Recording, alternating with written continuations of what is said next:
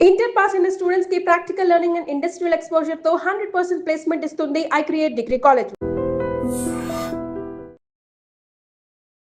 నమస్తే రమగారు. నమస్తే జయ. రమగారు, జానకమ్మ గారు తుది శ్వాస విడిచారు. అంటే గాన కోకిలని చెప్పుకోవచ్చు. మన తెలుగువారు చాలా చాలా అంటే రకరకాల భాషల్లో సుమారుగా 50,000కు పైగా పాటలు పాడారట. వాటితో పాటు జపనీస్లో కూడా, జపాన్ లాంగ్వేజ్లో కూడా ఒక పాట పాడారని, ఇట్లా రకరకాలుగా చిన్నపిల్లల గొంతు దగ్గర నుంచి పెద్దవారి దాకా ఎంత చక్కటి గొంతు అంటే అమృతమే కదా రమ్మగారు. నిజంగా పాట ఉన్నన్ని రోజులు ఆవిడ మనతోనే ఉంటారేమో బహుశా.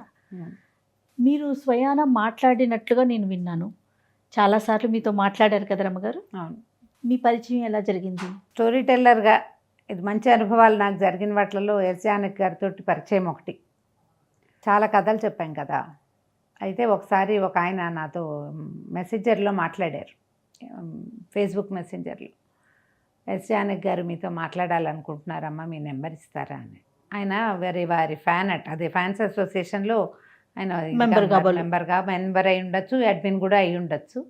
ఆమెతోటి కొంచెం దగ్గర పరిచయం కూడా ఉంది. నేను ఆశ్చర్యపోయాను, ఆవిడ కథలు వింటారా అని. ఆవిడ బాగా వింటారండి, మీరంటే చాలా ఇష్టం, మీరు మాట్లాడండి అన్నారు. సరే అండి, ఫోన్ నెంబర్ వారి నెంబర్ నేను తీసుకున్నా, నా నెంబర్ ఇచ్చాను. ఇస్తే ఇంచుమించుగా 22-23లో నేను చాలా తరచుగా కూడా మాట్లాడేదాన్ని.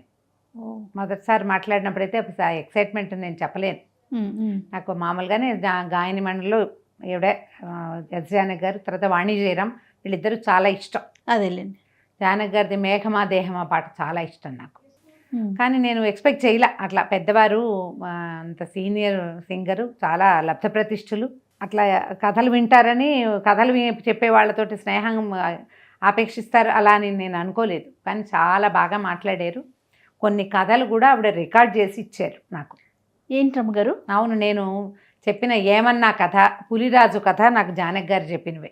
ఆవిడ రికార్డ్ చేసి ఆవిడ వాయిస్తో పంపించారు. రికార్డ్ చేసి పంపించారు. కొన్ని కథలు ఫోన్లో కబుర్లు చెప్తున్నప్పుడే కొన్ని కథలు చెప్పారు. నాకు ఆ కథ ఇష్టం, ఈ కథ ఇష్టం చెప్పారు.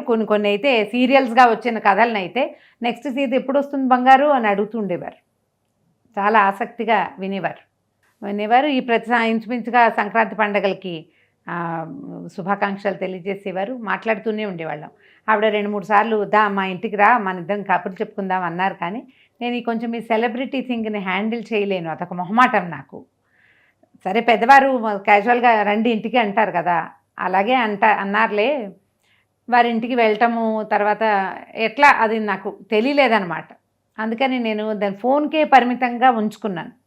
ఇవాళ అనిపిస్తుంది, ఒక్కసారైనా వెళ్ళుంటే బాగుండేది, ఆవిడ ఇంకా నేను సంతోషపెట్టేదాన్నేమో అని. ఎప్పుడైతే ఈ టీవీలో ఇది చూడగానే మా అక్కయ్య ఫోన్ చేసింది, నేను చాలా డిస్టర్బ్ అయిపోయాను. ఎందుకంటే మాట్లాడుతూ ఉన్నాం కదా. జనవరిలో కూడా వారి అబ్బాయి గతించినప్పుడు అవును ఎక్కువసేపు మాట్లాడలేదు, కానీ ఒకసారి పలకరించాను అంతే. అప్పుడు కూడా అనిపించింది ఏ ఫిబ్రవరిలోనో ఒక మాట వెళ్ళొస్తే బాగుంటుందని. అంతకుముందు వారి మనవరాలకి ఫైర్ యాక్సిడెంట్ ఏదో అయ్యి అమ్మాయి గతించింది. నేను మాట్లాడినప్పుడు నాకు చెప్పారు, మనవరాలు ఏదో ఫారిన్ కంట్రీలో ఉంది. నాకు ఆవిడ చెప్పిన వివరాలు ఇవే. ఫారిన్లో ఎక్కడో ఉంది, ఏదో ట్రిప్కి వెళ్ళింది అమ్మాయి, అక్కడ ఒక ఫైర్ యాక్సిడెంట్కి గోత్రూ అయ్యి ఆ అమ్మాయి గతించింది అని. ఒక 30 years ఏమో ఉంటాయని చెప్పారు. అప్పుడే చాలా డల్గా ఉన్నారు. కానీ ఏవో కాసేపు ఆ మాటలు ఈ మాటలు మాట్లాడారు. ఏదో కథ, కాసేపు ఏదైనా చెప్పు అంటే ఏదో చిన్న పిచ్చి కథ ఒకటి చెప్పాను ఫోన్లో ఒక 5-10 నిమిషాలు అప్పుడు మాట్లాడాం. తర్వాత వారి అబ్బాయి గతించిన తర్వాత నేను ఒక 5 నిమిషాలు 3 నిమిషాలే మాట్లాడాను. ఈ ఫిబ్రవరి మార్చి నుంచి నేను కూడా బిజీ అయిపోయాను, వెళ్ళలేకపోయాను కదా. మా అక్కయ్యకి తెలుసు నేను వారితోటి మాట్లాడుతూ ఉంటానని. ఇట్లా భగవంతుడు ఇచ్చిన అవకాశమేమో, అంత పెద్దవారితోటి అట్లా మాట్లాడే అవకాశము, ఆ రకంగా అసలు ఇలాంటి ఒక ఫ్రెండ్షిప్ కుదరటం కూడా కొంచెం ఆశ్చర్యమే. చాలా దుఃఖంగా కష్టంగా కూడా ఉంది. ఆవిడ పాడడం మానేశారు 16 నుంచే ఇంచుమించుగా. ఏవైనా ప్రోగ్రామ్స్లోనూ అప్పుడు ఒకటి అరా ఊరికే గొంతెత్తుతున్నారేమో కానీ పాడడం ఇంచుమించుగా మానేశారు. ఇక పాతవి మనం వింటూనే ఉంటాం కదా. సంగీత సాగరంలో మనం ఆవిడ కంఠం వినపడడం మొదలైందంటే ఆ సముద్రంలో పడి కొట్టుకుని వెళ్ళిపోతాం మనం. ఎన్ని రకాలు, ఎన్ని పాటలు, తెలుగులో, తమిళంలో, కన్నడంలో, మలయాళంలో, ఏ పాత సినిమా చూసినా ఆవిడ కంఠం వినపడుతూనే ఉంటుంది. మళ్ళీ ఇంత అద్భుతమైన గాయని మండలు పుట్టరో అలాంటి వారితో కొంత ట్రావెల్, కొంత మాట్లాడే అవకాశం భగవంతుడు నాకు ఇవ్వటం నా అదృష్టమే. నేను తర్వాత ఈ జనవరి ఫిబ్రవరి టైంలో సింగర్స్ చాలామంది, సునీత గారు వీళ్ళంతా ఆవిడ దగ్గరికి వెళ్ళారు, కలిసి వచ్చారు. కలిసి వచ్చారు. అప్పుడు అవన్నీ ఇన్స్టాలోను ఫేస్బుక్లోను అవి చూసి ఎంత వెళ్దామనిపించిందో నాకు. వీళ్ళందరూ వెళ్ళారు, నేను కూడా ఒకసారి వెళ్ళి పలకరించి వస్తే బాగుంటుంది, కాసేపు కూర్చుంటే ఏదో కొంచెం ఆవిడకి మనసు బాగుంటుంది కదా, మెమరీ ఆవిడకి సంతోషంగా ఉంటుంది, పెద్దవారు ఒకసారి వెళ్ళొస్తే బాగుంటుంది అని. సరిగ్గా ఈ మార్చ్ టైంలో నాకు ఏదో కొంచెం చిన్న ఇబ్బంది వచ్చింది ఒంట్లో. దాని తర్వాత వరుసగా నేను అక్కడికి ఇక్కడికి ట్రిప్పులు, నేను వెళ్ళను లేదు. అసలు మార్చి తర్వాత జూలై ఎప్పుడు వచ్చేసిందో తెలియకుండా వరుసగా రోజులు. ఇటీవల హెల్త్ కూడా, నాకు స్కిన్ హెల్త్ బాగోలేదు కదా, ఎక్కడికైనా వెళ్ళే పరిస్థితి కూడా లేదు. చాలా అనిపించింది. ఈసారి అనుకున్నారు ఎవరైనా పెద్దవారు రండి మా ఇంటికి అంటే మానేయకూడదు, వెంటనే వెళ్ళిపోవాలి. లేకపోతే ఈ లోటు ఎప్పటికీ ఇంకా పూడదు, ఇంకెప్పటికీ నేను వారిని కలవలేను కదా. అంతే కదా. ఫోన్లో ఉంది, నా అందరి ఫోన్లలో ఆవిడ పాటలు ఉంటాయి, నా ఫోన్లో మాత్రం ఆవిడ మాటలు ఉన్నాయి, ఆవిడ చెప్పిన కథలు కూడా ఉన్నాయి. ఒక కథ జస్ట్ ఒక ఫ్యూ లైన్స్ విందాం రమ్మగారు. విందాం. ఇప్పుడు అనిపిస్తోంది ఎవరైనా పెద్దవాళ్ళు రండి కలవండి అంటే ఏముందిలే అనో, లేకపోతే వీరిని కలిసి ఏం మాట్లాడతామనో, దీన్ని హ్యాండిల్ చేయలేమని భయపడకుండా వెళ్ళిపోవాలి. వెళ్తే మనం ఇది చేయలేదు, ఈ పని ఇంకెప్పటికీ చేయలేము అని అనిపించకుండా ఉంటుంది. మన అమ్మల్ని, మన మేనత్తలు, మన కజిన్ సిస్టర్స్, పెద్దవాళ్ళు, పెద్దమ్మలు, పెద్దనాన్నలు, మామయ్యలు, తాతగారులు పిలుస్తూ ఉంటారు. అవును, ఒక్కసారి తర్వాత అనుకుంటాం, పోస్ట్ పోన్ చేస్తాం, ఆ తర్వాత ఇంకెప్పటికీ రాదు. ఇంకా సంక్రాంతి శుభాకాంక్షలు ఆవిడ ఒక ఫోటో చేసి పంపించారు జయ. అబ్బా అందరికీ ఇదే పెట్టుంటారు బహుశా, నాకు కూడా అదే పెట్టారనమాట. ఈవిడికి మరి ముందు ఎలా నేర్చుకున్నారో తెలీదు, ఈ ఫోటోలని చేయటం నేర్చుకున్నారు. నా ఫోటోని కూడా ఏవో రకరకాల డ్రెస్సులు వేసి ఏఐ తోటి కాబోలు మీకు ఆవిడే చేసి పంపించారు. నావెల్స్ కూడా విన్నారు శ్రద్ధగా. ఈ వ్రతాలు అప్పుడు పంపించిందనమాట. ఒక రాజుగారు రాణి గారు ఉంటారు, వాళ్ళకి పిల్లలు లేరు. అన్నింట్లో ఈ పిల్లలు లేని గోలే ఉంటాం. పిల్లలు లేకపోతే ఈ రాణికి పిల్లలు కావాలని చాలా ఆశగా ఉంటుందన్నమాట. ఏం చేసేది అంటాను. వీళ్ళ భవనం పక్కనే ఒక చిన్న పెంకుటి ఇల్లు ఉంటుంది. ఆ పెంకుటి ఇంట్లో ఒక బ్రాహ్మడు, ఆ బ్రాహ్మడి భార్య ఉంటారు. బ్రాహ్మడి భార్యకి ఎంత 13 ఏళ్ళు పాపం, కడుపుతూ ఉంటుంది చిన్న పిల్ల. ఈ దాదులు వాళ్ళ దగ్గర చెప్పి ఆ పిల్ల ఆవిడకి అనేటప్పుడు, అది ఆడపిల్ల కానీ మగపిల్లవాడు కానీ ఎవరన్నా కానీ ఆ బిడ్డను తీసుకొచ్చి నాకు ఇవ్వండి, ఎట్లా చేస్తారో నాకు తెలియదు, ఆ బిడ్డను తీసుకొచ్చి నాకు ఇమ్మని అడుగుతుంది రాణి. ఇక్కడ మంత్రసాని ఉంటుంది. ఆ మంత్రసాని మెల్లిగా వాళ్ళ ఇంటికి వెళ్ళటం రావడం పరిచయం చేసుకుంటుంది ఆ బ్రాహ్మడి భార్యతో. ఇప్పుడు నొప్పులు వచ్చే టైంకి ఇది చూస్తూ ఉంటుంది అన్నమాట. ఎప్పుడు నొప్పులు వస్తాయో చూస్తుండి ఆ నొప్పులు వచ్చే టైంకి వాళ్ళ ఇంటికి వెళ్తుంది. ఆ అమ్మాయి పాపం తట్టుకోలేకుండా విపరీతమైన నొప్పులు. ఈ మంత్రసాని ఏం చేస్తుంది, ఇప్పుడు నువ్వు డెలివరీ అవ్వాలంటే ఇట్ట కాదు, నిచ్చెన వేస్తాను, నిచ్చెన ఎక్కుతూ దిగుతూ నువ్వు కళ్ళకు గంతలు కడతాను, కళ్ళు కూడా మూసేసుకోవాలి. దానికి ఏం తెలియదు ఆ పిల్లకి పాపం. ఆ నిచ్చెన ఎక్కుతూ దిగుతూ ఉండు, డెలివరీ అవుతుంది, అట్టాగే కనాలి, నేను చూసుకుంటానని చెప్తుంది. పాపం అమ్మాయి అట్టాగే నొప్పులతో భరించలేకుండా అట్టాగే నిచ్చెన ఎక్కుతూ దిగుతూ మొత్తానికి డెలివరీ అయింది. ఇదేం చేస్తుంది, ఈ పిల్లవాడిని తీసుకుని పక్కనే దాదులు ఉంటారు, ఆ రాణి గారి దాది వాళ్ళు. ఈ పిల్లవాడిని, మగపిల్లవాడు పుట్టాడు, టక్కని ఏడవకుండా నోరు మూసి తీసుకెళ్ళి ఆ దాదులకి ఇచ్చి వెంటనే తీసుకెళ్ళి రాణి గారికి ఇవ్వండి పంపించేసి, కాబట్టి దీనికి కళ్ళు గంటలు ఇప్పేసి కింద దింపి ఇచ్చి, నువ్వేంటే ఓ గుండ్రాయిని కన్నావు, రాయి కన్నావు, చూడు ఇక్కడ రాయి పడింది, రాయి పెడుతుంది అనమాట. ఈ రాయిని కన్నావు, నువ్వు పిల్లని కనుకుండా నీకు బుద్ధి తక్కువై నేను నీకు డెలివరీ చేశానని చెప్పి వెళ్ళిపోతుంది.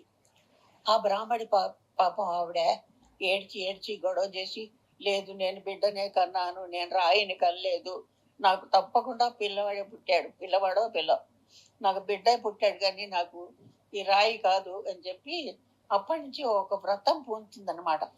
పిల్లవాడు ఎక్కడున్నా సుఖంగా ఉండాలంటే ఒక వ్రతం ఏంటంటే ఆకుపచ్చ చీరే కట్టుకోవాలి, తర్వాత ఆకుపచ్చ గాజులే వేసుకోవాలి. ఇవన్నీ కొన్ని నియమాలు ఉన్నాయి అన్నమాట. ఆ నియమాలు పాటించుకుంటూ వ్రతం చేసుకుంటూ అమ్మవారి పూజ చేసుకుంటూ ఉంటుంది. ఎంత క్లియర్గా వాయిస్ చూసావా? అవును రమ్మగారు. 12 నిమిషాలు ఒక్కొక్క ఆడియో చేసి పంపించారు జయ. ఎన్ని కథలు పంపారు రమ్మగారు మీకు? చాలా సుమారుగా? ఉన్నాయి, 4, 5, 6 కథలు. అందులో ఏంటంటే కొన్ని కథలు వారికి నచ్చినవి ఉన్నాయి. ఈ 16 రాత్రులు అవి అయితే అబ్బో చాలా గొప్ప సరదాగా ఉంది. ఆ పుస్తకం ఉంటే ఓసారి చదువు నేను వింటా అని అందులో అవన్నీ అదంతా తగ్గించి ఇంత సింపుల్గా చెప్తున్నావా నువ్వు అని ఆశ్చర్యపోయాను. మీతో చదివించుకునేవారా రమ్మగారు? చదివాను ఒక కథ, ఆ 16 రాత్రుల్లో ఒక కథని చదివితే అదంతా విని అదేమిటి అమ్మో ఎంత భాష ఇదంతా, దీన్ని ఎట్లా సింపుల్ చేసావు, బాగా సింపుల్గా చెప్పేస్తున్నావు అని. అవి ఏంటంటే ఆ కథలు చదవటం ఇష్టం అట ఆవిడకి, వినడం ఇష్టము, చిన్నప్పటి నుంచి ఇష్టము. పుస్తకాలు ఇది వరకు చదివేవారు, మరి ఇప్పుడు కళ్ళు అవి పెద్దగా సపోర్ట్ చేస్తున్నట్టు లేదు. అంచేత ఇలాంటిది ఉపయోగపడ్డానమాట నేను. ఆ రకంగా చాలా కథలు రికార్డ్ చేసి ఇచ్చారు నాకు. ఇందులో ఏంటంటే వరలక్ష్మి వ్రతం కథ చేశారు, మంగళగౌరి వ్రతం కథ చేశారు. ఆవిడ కథ వినంగానే మీగో మా అత్తగారు ఇంకోలా చెప్పేవారు, ఇందులో చిన్న తేడా ఉందని అది కూడా రికార్డ్ చేసి పెట్టారు. అదొక కాలక్షేపం కింద ఉంది. చాలా చెప్పింది వినటం అండ్ వాళ్ళ అత్తగారు చెప్పింది కానీ ఆవిడకి ఏదైనా మార్పులు అనిపిస్తే మళ్ళీ దాన్ని రికార్డ్ చేసి పెట్టడం. 13th మార్చ్ అప్పటి నుంచి మాట్లాడుతూనే ఉన్నారు. అయితే వీరిని నాకు పరిచయం చేసిన వారి పేరు కూడా మర్చిపోయాను నేను. వాళ్ళు ఎవరు మళ్ళీ నాతో టచ్లో రాలేదు, ఎందుకంటే ఆవిడ మాట్లాడుతూనే ఉన్నారు కదా. ఈ 2 సంవత్సరాలు ఇంచుమించుగా మొన్న జనవరి అప్పుడు కూడా నాతో మెసేజ్ చేశారు. ఓకే. 14th జనవరి రోజును కూడా మెసేజ్ చేశారు. ఆ రోజు పెట్టారు బాగున్నారా అని అడిగితే బాగున్నాను బంగారు థ్యాంక్ యూ అని పెట్టారు. బంగారు అని పిలిచేవారు. ఒక్కొక్కళ్ళతో ఒక్కొక్క పరిచయం ఏర్పడుతుంది ఆ రకంగా. ఆవిడకి అంటే చివరి కాలంలో ఏమనాలి, కాలక్షేపంగా నేను బాగా ఉపయోగపడ్డాను. నేను కలవలేకపోయాననే చింత ఇక తీరదు ఎప్పటికీ, ఈ కష్టం అలాగే ఉంటుంది. ఎప్పుడైతే వీరు కాలం చేశారని వినంగానే చాలా ఉసూరు అనిపించేసింది. అబ్బా ఒక్కసారి వెళ్ళలేకపోయానే అని. ఆవిడ నేను మైసూరు వెళ్తానని చెప్పారు నాకు అప్పుడు, మైసూరు వెళ్ళొస్తాను అని. మరి ఎవరితోటి ఉన్నారు, అంతకుముందు అబ్బాయి ఉన్నప్పుడు మేము అబ్బాయితోటి ఉన్నానని చెప్పారు నాకు, మైసూరులో ఉంటున్నాము అని. తర్వాత హైదరాబాద్ తిరిగి వచ్చాక నువ్వు శ్రీశైలం వెళ్ళే దారిలోనే మా ఇల్లు, నువ్వు రమ్మన్నారు. కానీ నేను చెప్పా కదా రకరకాల ఆలోచనలతోటి అంత పెద్దవారిని కలవటం మీద ఇది లేక, అంటే సరైన ఆలోచన లేదు, అంతకంటే ఏం లేదు. కూడదని కాదు, చేసేయాలని కాదు, ఒక మధ్య మార్గం అంతేనమాట. ఇప్పుడు అనిపిస్తోంది మళ్ళీ ఇలాంటి గాయని మండలు మళ్ళీ తెలుగు వాళ్ళకి లభిస్తారో లేదో. అవునండి.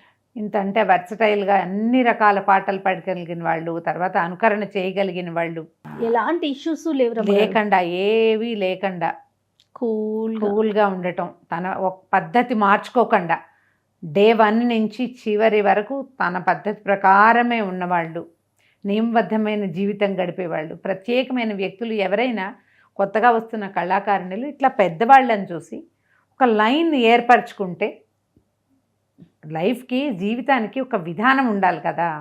ఇప్పుడు రకరకాలుగా పోతాయి, ఈ రకరకాలుగా పోయే జీవితాన్ని ఒక లైన్ ప్రకారం తీసుకెళ్తాము, దాంట్లో నిలబడి ఉండటము, ఈ స్థితప్రజ్ఞత, అది వీరు ఇలాంటి పెద్దవారిని, లబ్ధప్రతిష్ఠులైన వారిని చాలా కాలంగా ఎన్ని తరాల హీరోయిన్లకో పాడారు కదా. ఎప్పుడో జమన్ గారు కాలం నుంచి పాడుతూ, ఇప్పుడు నిన్న మొన్న త్రిష వరకు పాడుతూనే ఉన్నారు.